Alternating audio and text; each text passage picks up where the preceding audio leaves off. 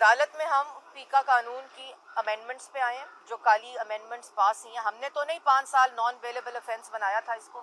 ہم نے تو نہیں ایف آئی اے کو یہ رائٹ دیا تھا کہ آپ لوگوں کو اٹھائیں، ان کی پسلیاں توڑیں، ان کو گولیاں ماریں، ان پر تشدد کریں، سلاخوں کے پیچھے رکھیں اور ان کی بیل بھی نہیں ہو سکتی.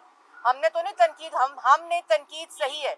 یہ جو آج تنقید کی بات کرتے ہیں، حد تک کی بات کرتے ہیں، تضحیق کی بات کرتے ہیں، 3.5 سال 4 سال ہم نے ان کی تضحیق سی ہے. اور اس کے علاوہ اس شخص جس کی شخص کی سیاست کی بنیادی حد تک پہ ہو، الزام پر ہو، تضحیق کے اوپر ہو، ہم نے تو تنقید صحیح ہے. آپ کو یاد ہوگا کہ جب انہوں نے وہ پینما کا ڈھول بجایا تو پینما کے ڈھول کے اندر انہوں نے پاکستان مسلم لیگ نون شریف فیملی آج تک جب کھڑے ہوتے ہیں تقریر کے لیے تو یہ جو پیکا لا کی امینڈمنٹس ہیں یہ اس کا جرم کرتے ہیں. تو سب سے پہلے تو عمران خان صاحب گرفتار ہونے چاہیے. رشیا جانے سے بہتر تھا کہ وہ گرفتاری دیتے امینڈمنٹس کے تحت. دیکھیے بات یہ ہے کہ دھمکیاں دینے سے، سزائیں سنانے سے، اس طرح کا فاشسٹ رویہ رکھنے سے، ان کو پتہ ہے 3.5 سال اپوزیشن تو جھکی نہیں ہے. ان کے اپنے اراکین سوال یہ پیدا ہوتا ہے کہ اپنے آپ سے یہ سوال کریں، آئینے میں اپنی شکل دیکھیں کہ 3.5 سال آپ نے کس نالائکی، نااہلی، چوری، لوٹ مار سے پاکستان کی عوام کا ان کے پاس کچھ رہنے نہیں دیا. آج مہنگائی دیکھیں، معاشی تباہی دیکھیں، روزگار دیکھیں، جو کچھ پاکستان کی عوام کے ساتھ ظلم ہو سکتا تھا، ایک جنبش قلم کے ساتھ 12 روپے پیٹرول مہنگا کر دیتے ہیں.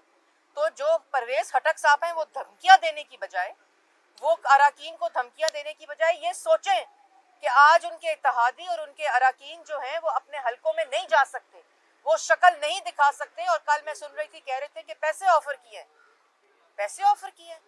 آپ دیکھیں کہ آپ کی ٹکٹ کے اوپر آپ کے اس ٹکٹ پہ الیکشن کوئی لڑنے اپنی کانسٹیچوئنسی میں نہیں جا سکتا. اس لیے یہ دھمکیاں، یہ کالے قانون اور آپ نے جو بات کی، یہ خوف اور فرسٹریشن اور بڑھے گا. یہ اس طرح کے جو کالے قوانین ہوتے ہیں یہ لائے جاتے ہیں، پھر جو تقاریر ہوتی ہیں، پھر جو دھمکیاں ہوتی ہیں، غنڈہ گردی ہوتی ہے. غنڈہ گردی سے، دھمکیوں سے، سزائیں سنانے سے جو ہے وہ کام نہیں چلے گا. آپ خدارا گھر جائیں. 4 چیزوں کو چیلنج کیا گیا ہے. پہلا یہ کہ یہ امینڈمنٹس جو ہیں پیکا لا کے اندر، یہ انسانی بنیادی حقوق، اظہار رائے، فریڈم آف ایکسپریشن اور رائٹ ٹو انفارمیشن جو آئینی حق ہے پاکستان کے شہری کا، اس سے تصادم ہے. اس کو فوری طور پر اس آرڈیننس کو ختم کیا جائے، کالعدم قرار دیا جائے. جو آرٹیکل 19 اور 19A آف دا کانسٹیٹیوشن ہے، جس میں اظہار رائے اور رائٹ ٹو انفارمیشن کا حق پاکستان کا آئین پاکستان کے شہریوں کو دیتا ہے، وہ عمران خان صاحب اپنی فاشسٹ سوچ اور آمرانہ سوچ سے پاکستان کے شہریوں سے یہ آئینی حق نہیں لے سکتے.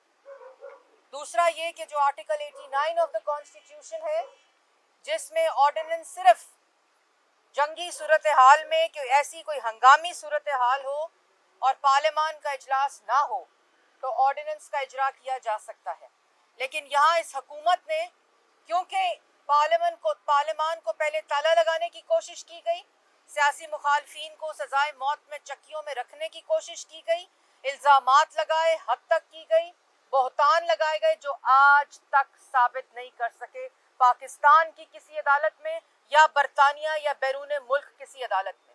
اس لیے پارلیمان میں تو یہ ایسے کالے قانون لا نہیں سکتے، کیونکہ ان کو پتہ ہے کہ پارلیمان اس کو مسترد کرے گی. اس لیے یہ حکومت نہیں بلکہ آرڈیننسز کی فیکٹری بن گئی ہے کہ جب کوئی کالا قانون لانا ہو تو رات کے اندھیرے میں واردات ڈالتے ہیں. جب پیٹرول کی قیمت بڑھانی ہو، جب آٹے کی قیمت چوری کرنی ہو، جب چینی چوری کرنی ہو تو وہ دستخط اور یا وہ آرڈیننس رات کے اندھیرے میں دیا جاتا ہے.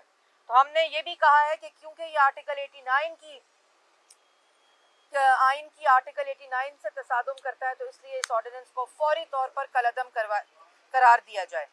اور ہم نے یہ بھی استدعا کی ہے کہ اس آرڈیننس کے ذریعے جب تک اس کو ہائی کورٹ سنتی ہے، اس کے ذریعے کوئی کارروائی نہیں کی اجازت دینی چاہیے حکومت کو، کیونکہ اس کالے قانون کے تحت عمران خان صاحب اپنے سیاسی مخالفین کو ایک دفعہ پھر ایف آئی اے کو استعمال کر کے، پہلے نیب کو استعمال کیا، ایف آئی اے کو اپنا ذاتی ملازم بنایا، بشیر میمن صاحب کو اپنے دفتر میں بلا کر کہا کہ میرے سیاسی مخالفین کے خلاف کیسز بنائے جائیں، जब उन्होंने इनकार किया तो वो फारिग हो गए।